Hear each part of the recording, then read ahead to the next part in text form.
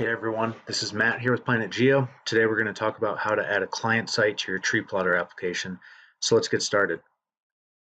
Once I'm logged into the app, I'm going to find the client site by zooming in on the map, or you can search for the client address.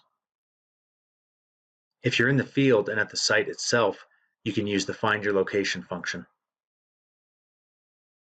Next, I'll make sure the legend is set to point to the client layer, and then click on the Add button.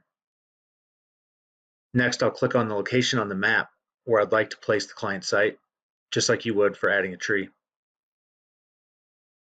I can give the site a name, set the client type, and set the zoom level for whatever scale I'd like.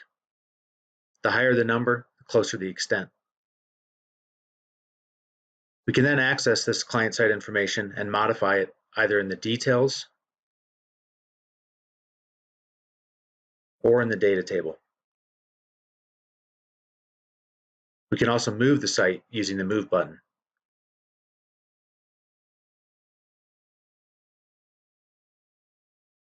And there you have it. That's how you add a client site in TreePlotter. Thanks for watching. Keep an eye out for more training videos coming soon.